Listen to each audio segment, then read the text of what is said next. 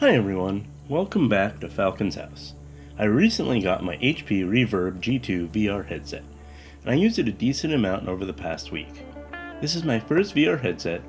I wear glasses when I use it, though I have VR optician lenses on order as well, and those should be here somewhere between like a month and 2 months out. And that should change my opinion probably slightly, which is why this is just going to be an impressions video rather than a full review. I want a lot more time before I actually do that. In addition, I have a mild disability, cerebral palsy. It only gives me about 50% use of my right hand, so I can't properly play a lot of room scale games. Capturing footage of what I see in-game is also kind of difficult because OBS chews up a lot of processor and GPU usage that I need all that performance for the gaming. So the way I'm going to have to do it is I'm just going to have to record my screen with my phone of what I'm seeing and just have that mirrored to my screen. So, which works well enough, but it's not going to be exactly the same. So I don't know how much content I'm actually producing this way, unlike my normal monitor and projector videos. Even though I have a 3080, it's hard to maintain smooth gameplay, and I may upgrade to a 3080 Ti once it becomes available for the extra VRAM, and that should actually help in VR. I'm going to start off by rating the different types of experiences from best to worst, and then talk about the headset itself. The best experiences are games that are developed for VR, like Beat Saber or Half-Life Alyx, and it's hard to describe how immersive VR. It looks fun on a flat screen, but when you're actually using it and objects surround you, it is a completely different experience. Like, I did hours and hours of research, I watched tons and tons of videos about VR in general and specific headset, and nothing was really prepared me for what the actual experience is like. It's so much better than you could even imagine from flat gaming. Then the great experiences are adult content designed for VR. It feels like another person is there, and eventually haptics will improve that even further. The next great experience are games that have native VR support, but are still designed for flat gaming, such as racing and flight sims.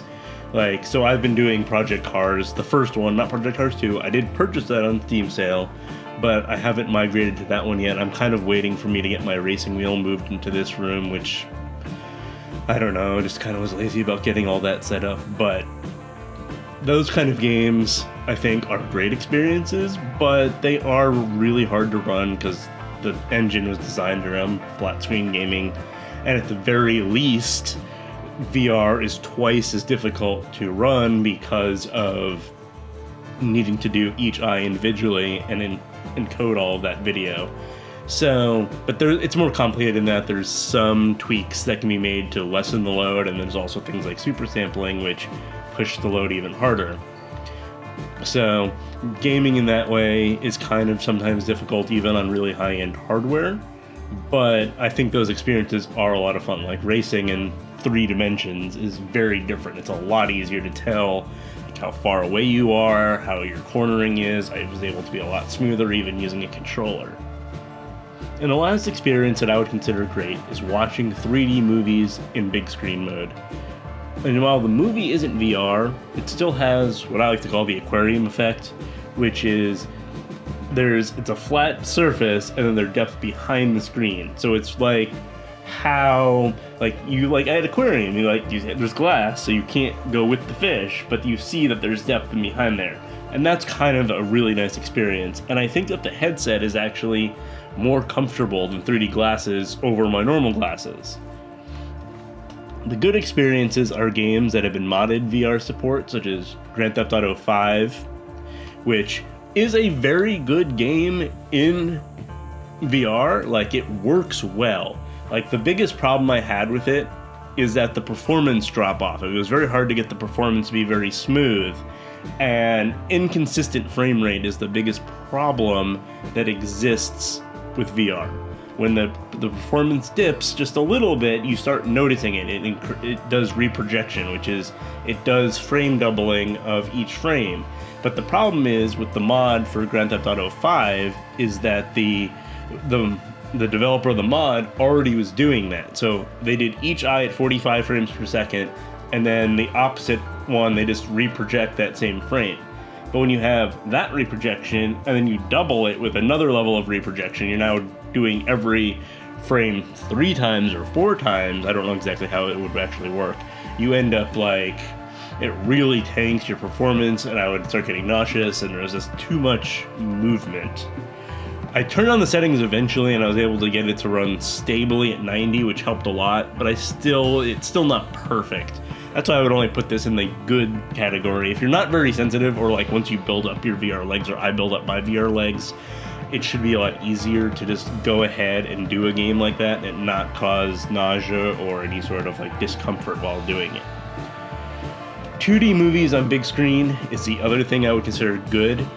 The sense of scope is great. It's like being in a real theater or a home theater. It's like all that feels real. It's such a great feeling.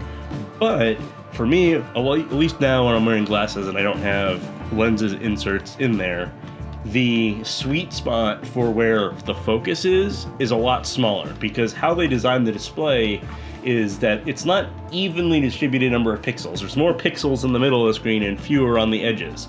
So it ends up in the spots with fewer, you ends up blurrier. It's not like really blurry, but it's definitely noticeably worse. So like you have to turn your head to see the whole screen, and whereas when I'm not using that, when I'm on my own projector, I can just glance around the screen with my eyes and not have to move my head to see everything. So I would say this is not a real replacement for owning a projector, and I'm obviously like the projector doesn't require me to put on anything on my face and all that kind of stuff too. So it's definitely not a replacement for a projector. But if like you were super limited in space and you were like, I can only have a computer and I don't have room for a television above like 50 inches or something, I would say this could be a replacement for that in that case. But for me, it is not a replacement, because I have to move my head way too much. The mixed experiences that I had were games that were side-by-side 3D. Sonic Generations was great. I wish more side-scrollers supported this side-by-side 3D, because it's not really system heavy on the load, and side-by-side 3D is a lot lower impact than full VR, because all it's doing is taking that thing and shifting the camera just slightly with software to make a 2-image thing, and then you get a 3D effect. It's still aquarium effect, but it looks really good, and performance was great, and it was fine. And then there was, I tried Rise of the Tomb Raider. And in Rise of the Tomb Raider, it supports side-by-side 3D, you get the depth effect, that worked fine, but it didn't allow you to have any sort of like the normal shaped screen. Like it took away ultra wide and made it like a square shape, which really screwed up the field of view, and you have to like mod it to do it, and it's kind of just a pain for that to happen, to get it to all work properly. And I had to set settings to like all low in order to make 90 hertz and not be a problem. And so with that, I might as well just play it on ultra wide at ultra settings and get 120 frames per second stable like I can, and that's going to be a better experience than playing it in VR. The other mixed experiences is just the controllers in general. They're not great at tracking. I don't think they're bad at tracking necessarily. Like, you can play Beat Saber, you can play motion games, but they're like, if you put things like too close to your face, it'll lose tracking, or you put them too low or too much to the sides, they lose tracking. This 4-camera system probably is an improvement. I don't have anything to compare it to, but I think like 6 or 8 cameras is probably going to end up being the sweet spot for inside-out VR. Or you still are going to need to use sensors like the Valve Index or Vive or whatever. The bad experience I had was the setup and configuration of the headset, and this will kind of transition from my thoughts on the different experiences to the headset itself. Windows Mixed Reality is not great. It adds a lot of hassle to the setup, and I think it would be a lot better if it was native Steam VR. The biggest problem that I had, that it won't affect everyone, is that I use Windows 10 N, which is the version that was designed for Europe, even though I'm in America, but it was designed for that where it didn't have media player and all that kind of stuff, the extra bloat of Windows. But that version of Windows does not support Windows Mixed Reality. So I had to install a normal Windows 10 Pro or Home. I used Pro. And so to get that to work. So I installed it on my old drive that I had been using for my Adobe cache, and I moved it over so that I could use it here. And well, that's fine. I originally replaced my install, but I couldn't get everything to work properly. So I ended up I restored my backup of my Windows 10 N. Then I installed the new Windows 10 onto a separate drive, and now I can boot back and forth, but there's still some quirkiness to that even, where sometimes it'll like reboot, tell it to boot to the other one, it won't do it, it'll boot back to the same one like 2 or 3 times before I can get it to properly reboot into the other mode. So it's going to be kind of interesting to see how and when I switch back and forth and whatever.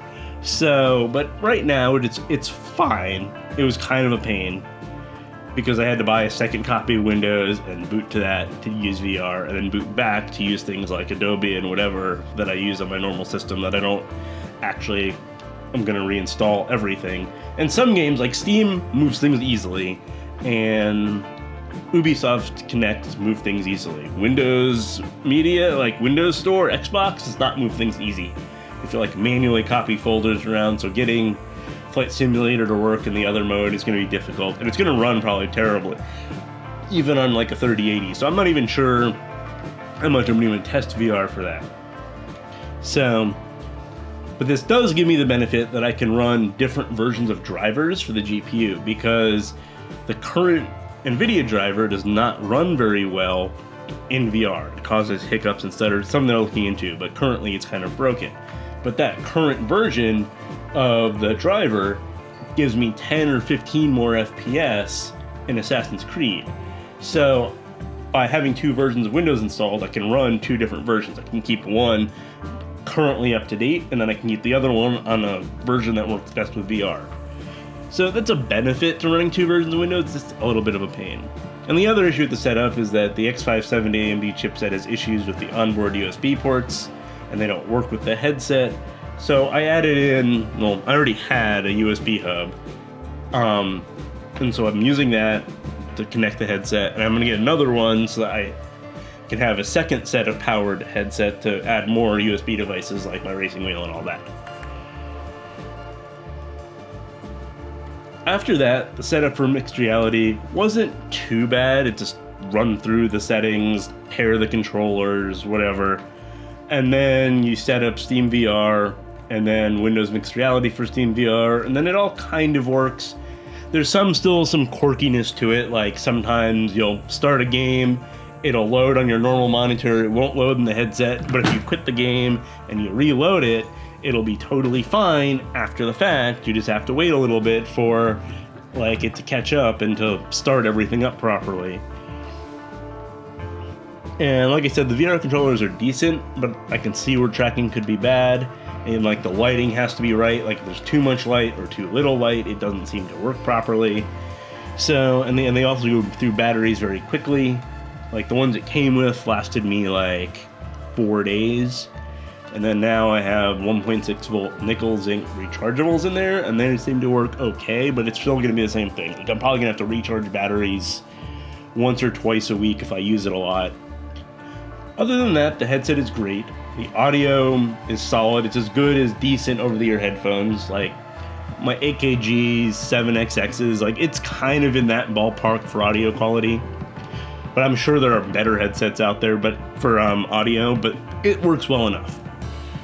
And I think the headset is very comfortable to wear, even with glasses, for hours at a time. Like I was doing 2-3 hour sessions, and I always did a lot in that first week, probably 25 or 30 hours, and I never really felt like glasses were holding me back.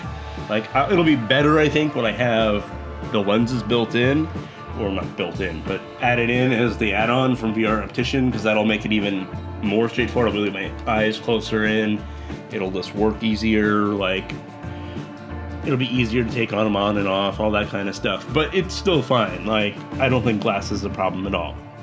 And I think the image quality is amazing. I couldn't notice screen door effect unless I was really looking for it, and even then only in certain content. So, which is what bothers me a lot in other VR things. Like when I was doing phone VR, like the screen door effect bothered me. Like it was just difficult to like you felt like you were looking through something and it wasn't clear. And this is clear. This feels to me like it's like a 1080p monitor quality or a little bit above that. It's not quite as sharp as my 1440p ultra wide, but it's still pretty sharp. And so that does help a lot. The downside to all these pixels is that it needs a really powerful system. And I had to set most settings to low and turn down in some games the super sampling, and that's with a 3080 and an AMD 3700X. So I kind of want to upgrade to like a 5900X, 5950X, and a 3080 Ti as soon as possible. And I'll probably be upgrading and selling old parts every single cycle until we get ahead of till the hardware can actually push everything really well. And I also added a virtual display port adapter so that I can have a 4K screen virtual desktop mode, which was like $8, but realistically I haven't really used it that much. And overall I'm happy with my purchase, and I'll do a lot more sim racing and maybe some flying once I get my VR legs. And I would recommend this headset to anybody else who wants a big screen but doesn't have space for a projector, or people that only play sim games. But if you really care about room scale VR, probably get a Valve Index. And if Valve releases an Index 2 or Sony releases a PSVR 2, I'll probably get it too and just have multiple headsets. And the Quest 2 is probably a better deal, but Facebook privacy concerns exist, and some of the other reviews have said the Quest 2 isn't quite as good as the G2 in image quality and all that kind of stuff. So I do think that the glasses thing is a big thing, and I'll probably make a post on Reddit about how great it is with glasses. Thanks for watching. Please like and subscribe. The 100 sub contest ends in 2 weeks, roughly, and has a decent prize built up, but keep watching and subscribing and liking my videos.